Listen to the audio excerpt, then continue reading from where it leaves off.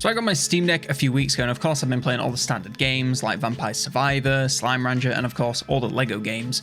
But as you can see from the channel, I really do like strategy games, so it got me thinking, which ones can you play on the Steam Deck? The deck is of course a mini PC, so if you connect a mouse, a monitor, and a keyboard, you can play pretty much anything you want on it as long as it's supported by the Linux operating system. That's not what I was interested in. I want to know which games you can play with the handheld control, since that's the appeal of this thing to me. You can play it anywhere. You can play it in bed, you can play it sat on the sofa downstairs, or you can play it in the garden on the one time that I like to leave the house today. So I opened my Steam library, selected a bunch of strategy games, and played them on the Steam Deck to see how well they perform. I'm going to be scoring 5 games on 3 different criteria today. You may be wondering why it's only 5. Truth is, been on holiday, can't need to get a video out, and then the guides will continue after this. Each of these scores is going to be from 5, which is absolutely perfect, or 0, which is absolutely cannot play and completely avoid. First up, we're going to rank them on performance, so how well does the game run, what sort of frames per second you get, and what settings are you able to experience it on. Then we're going to go for controls. How do you interact with the game? How easy is it to play? Does it make the game worse or better than playing on a PC? It's obviously going to be a little bit worse, but you know, how much worse? And finally, battery life. The main problem that people have with the Steam Deck is that the battery life is very, very short when you play some of these AAA games. So how long is the battery going to last when we're playing these games? That'll go into the score. Like I said, these are just 5 games that I selected, so if you'd like to see any other games tested on the Steam Deck, specifically strategy games,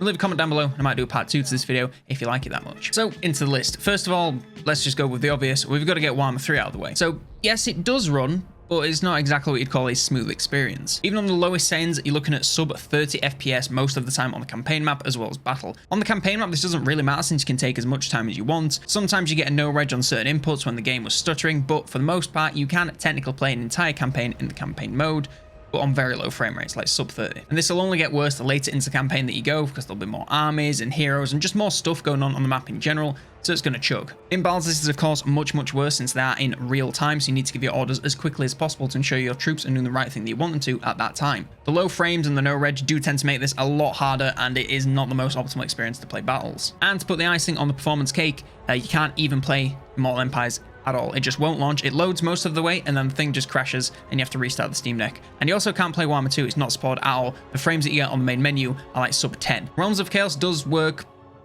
okay, I suppose, but again, it's not great. The frames are very low and you're going to be having a very diminished experience. For these reasons, I'm going to give Warhammer 3 a 1 on performance. Yes, it does run and you can play the Realm of Chaos, but should you? And are you going to enjoy it at these terrible frame rates? That's for you to decide. Now, as for the controls, I've actually played Warhammer 2 Mortal Empires on a controller, so it is actually very possible to play a Total War game on a controller.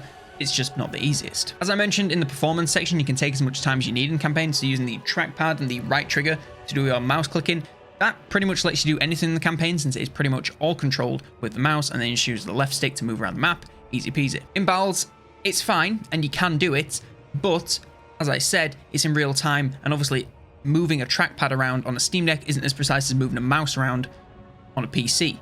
So it is possible to play, but not the greatest, and when you combine it with low performance, it's pretty hard. So I would recommend binding the P button to one of the back buttons or something so that you can pause your game, give some orders, and then unpause it and just keep doing that over the course of battles. Yes, it'll make them take longer, but it'll make it probably actually possible to play. I'm going to go for a 3 for controls. Yes, it is possible to play, and if the performance was there, it wouldn't actually be too bad, but it is pretty rough, and it's going to take you a long time to get even close to the speed that you can on a PC, and you're going to need to use that pausing, so it's going to take you like 3 times as long to do everything. So yes, it is okay, but it's not the greatest. And finally, battery life. On a full charge, I was looking at sub 2 hours, so this is obviously not something that you're going to be able to play for a very long time. If you're on a long train or a plane or a boat journey or whatever, you're not going to be able to play Warhammer 3 for the entire journey if it's, well, anything over an hour and a half, really. You could drop the frame rate lower, but again, you're going to diminish your experience even more, and also the frames are pretty low anyway, so it's not really going to make that much of a difference. I'm going to have to score this a 1 since 2 hours is the bare minimum for the Steam Deck playing AAA games, and it can't even get that. Overall, that gives Total War Warhammer 3 a 5 out of 15. Yes, you can technically play it on the Steam Deck, but should you? I don't think so. Next up, we come to Stellaris, and that is, of course, the galaxy-wide RTS game where you literally command an empire across the entire galaxy. So it's pretty big. And playing it on something like this, is it possible? Yeah, it's pretty good. Performance-wise, it runs like butter. I mean, Stellaris isn't the most demanding game, and running it on low on the Steam Deck, you get 60 FPS, pretty much rock solid for the entire game. Of course, a little bit later on, if you're doing a lot of things and you decide to speed up the game speed, it's going to start to chug a little bit, but for the most part, it actually performs very well. I'm really impressed. The guys at Valve are honestly wizards. Like, side note, I've been playing the Resident Evil games, and Resident Evil 2 and 3 run like absolute buttery smooth on this thing. It's insane. Just shows you how well optimized Warhammer 3 is. A quick note from editing me. when recording the footage from the Steam Decks, I haven't worked out exactly how to do it yet, so no BS. It runs really badly, like most of the games where I'm talking about how they're running 60. They're running like 30 on screen for some reason. I don't know, it locked them at 30, and then it also made them chug and stuff really bad. But I promise you, on the deck, it's not like that. Warhammer 3 performs really, really badly, but for the rest of these games, little spoilers for ahead, the performance I'm talking about is the performance that you actually get on the Steam Deck, and it's a lot better than you see in the video.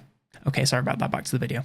Anywho, later in the game when there's a lot going on, like a giant space battle or when you're speeding it up, of course it's going to chug, but it chugs on PC when you do those things, so I'm not really going to count it against it. I don't think I've got any choice but to give Stellaris a 5 out of 5 for performance. Even these small issues here and there, as I said, they also happen on PC, and for a game this big to be playing on something that you can fit into quite a large pocket, oh my god, look at the fingerprints. Playing something this big on something this big that you can fit into a fairly large pocket is pretty impressive that it runs all, never mind that it runs at a solid 60 FPS for pretty much the entire game. Now the controls are where the game, it falls apart just a little bit. Of course, Stellaris is a real-time strategy game. That means while you are playing, unless the game is paused, stuff is going to be moving forward, time is going to be moving forward, the AIs are going to be moving forward, they're going to be progressing constantly. So if you can't keep up with them, you're going to be at a disadvantage. And it's similar controls to Warhammer 3. It's the trackpad or the stick and then right trigger to click on things. And then there's a couple of other buttons here and there that are shortcuts, but the default Steam layout isn't the greatest. I probably, wouldn't really bother with the hotkeys on that. They don't seem to be the most optimized. One of them just randomly opens the expansion planner, which, is good, but I'd probably prefer some other menu. Most of the issues can be fixed if you go into the Steam controls and just bind spacebar to one of the buttons. If you do that, you can pause the game whenever you want, go through all the menus with the mouse, give as many orders as you want, tell planets to build whatever you want, tell your sign ships to do whatever you want. You can give all your orders and then unpause the game and everything will just go. And then in a few minutes when you need to give another batch and you start falling behind, you just pause again or you slow it down. It's as simple as that. Clicking on tiny things can be a little bit fiddly with the trackpad or the analog stick, but look how big this thing is. Look how big the screen is, okay? Clicking stuff, of course it's going to be fiddly. Of course it is. It's just a fact. If you were playing on a monitor that big with a mouse, it'd be fiddly. So I'm really not going to hold it against it. I think I'm going to go for a 3. The pause button does erase a lot of sins, but even so, it's going to take a lot of practice before you even get slightly up to speed. It's probably going to take you 2, 3, even 4 times as long to play the same type of game in Stellaris that you would on a PC, simply because you just have to get used to the trackpad. That being said, once you get used to it and you get flying around the screen and you get clicking, you'll probably get really good at it and eventually you'll find your feet and it'll just be like nothing. But to start off with, it's definitely a 3. And finally, battery life. At full charge, I was looking at around 5 hours while in game, which is seriously impressive given the scale of the game. I'm going to give it a 4 for battery since it is a long time to play a game, and also it's a game that's this complex, so I find it even more impressive. Overall, that gives Stellaris a 12 out of 15. Having the entire galaxy literally in your pocket is pretty cool and not something that I thought would be possible, but here we are. Controls are a little bit wonky, but when you get used to them, they'll be just fine. And the battery life really isn't anything to worry about. If 5 hours isn't long enough, feel like you're doing a full day of traveling, 8 to 12 hour flights, just bring a battery bank and then plug in when you're at an airport, and you should be just fine. Next up, Bloons Tower Defense 6. Now, before you get all high and mighty and say, oh, well, Bloons isn't really an in-depth strategy game, you're wrong. Look on the Steam page, strategy. It's right there, isn't it? Yeah, it's a strategy game, and it's a bloody good one. I've been playing Bloons for nearly a decade now, so don't come at me, bro. In all seriousness, Bloons is a great game for some quick, casual fun. When you just want to play a quick round, say you're at work and you're on your lunch break, to think, oh, have you, got, 20 minutes, half an hour to play a couple of rounds of Bloons, see how I get on. And of course, you can pause it if you need to go back to work or do anything, and use the sleep-wake function of the Steam Deck. It's great fun. You can pick it up when you get on the train to go home. It's fabulous. First of all, performance. Obviously, Bloons performs like an absolute dream. These games are designed to run on literally anything. They used to run on browsers, they can run on phones, so of course, they can run on the Steam Deck completely buttery smooth. No dips in the frames whatsoever. It was a clean at 6 the entire time. Of course, when you get to the end game and there are like 8 trillion balloons on screen, the game starts to lag, but it does that with your PC anyway, so I'm not going to hold it against the Steam Deck. I'm not going to waste any more time here. Bloons gets a 5 on performance. It's just perfect. As for the control scheme, the default scheme is actually really, really, really good. Of course, in Bloons, you're not doing much. You're selecting a tower, placing it, upgrading it, maybe selling it. It's pretty much just drag that there, drop it, upgrade, and then click the round start button. So can't really go too far wrong. The clicking works again with the trackpads, or you can use the sticks, or you can play the entire thing on touchscreen. So if you just want to sit there and play Bloons on your touchscreen, just go, oh yes, start, oh yes, dart monkey, oh, and upgrade that. You can do that, and it works just fine. It's just like playing on a big tablet, but you've just got these controls hanging off the side for some reason, so not the most ergonomic, but you can do it. And also, the best thing about the default scheme is that one of the back buttons, I can't even remember which one, I think it's like L4 or L5 or something, it starts the round and speeds it up. Like the one thing that was slowing me down when I was playing is, you know, you'd be placing your tower and then the round and you got to go, oh, all the way to the bottom right corner, start, and then go back to whatever you were doing. If you just press this button, you can just be upgrading towers. Like, oh, the round's ended. Let me just finish upgrading that, and then boom, there we go. And then change the speed. Oh, I need to slow down the speed to do something. It's brilliant. Okay, I'm going to give it another 5. Bloons is just so good, and the control scheme works. Yes, it's a very simple game to play, but it is a lot of fun, and you know the controls, they work excellently. Getting too warm, my lad. Oh, little Louis is getting too warm. Say hello, Louis. Okay, you can go in bed. And finally, battery life. For me, full charge, I was getting a staggering 6 hours out the Steam Deck, which is more than enough to play a few rounds. It's more than enough for most travels. Like if you're going for a fairly short flight, you know, that's 2, 3, maybe 4 hours at a push. You've got more than enough to keep you on Bloons the entire time, plus an hour each side waiting at the airport. If you're playing a lot more than 6 hours, then you probably should be taking a battery bank with you, because that is some serious traveling, or you just never touch grass, in which case you'd probably go outside and do that. It's going to get another 5 because that is plenty of time to play Bloons in one sitting, and would you believe it, that's a perfect 15 out of 15. So if you like Bloons, get it on deck, and you're going to like it here, because it's just Bloons, but it's on deck and it works great. Next up, we have Civilization 6, although pretty much all the civs, they play more or less the same, let's be honest. No matter which civ is your favorite, they all play pretty much the same and are a whole bunch of fun. Turn-based strategy is quite literally the entire game, so you can sink hours in and rule the world in a variety of ways. First up, performance, and I must say this game runs pretty bloody well and looks pretty good while doing it. I was looking at rock solid 60 on medium settings, and really this is one of those games that you can even drop to 30 FPS and have a pretty playable experience if you want to squeeze a bit more battery life or a bit more performance if it starts to chug later into the game. I mean, I have to give it a 5. I can't fault it. 60 FPS, buttery smooth, and it looks good. The controls are a little bit more complicated, but just because they're complicated doesn't mean that they aren't good. The default layout for Civ 6 is a little bit confusing, to say the least. I'd take a picture of this for you and then have it on your phone, so when you want to do something, you're like, oh, how do I do that? See if there's a menu, and then boom, and then you just kind of, you know, train your hands until they realize what they need to do. The main gameplay of Civ 6 is clicking on units, sending them somewhere, clicking on cities, getting them to do things, and you can do all of that with the mouse, which again is a trackpad or analog stick or touchscreen situation if you really want to do that, but I can't recommend it.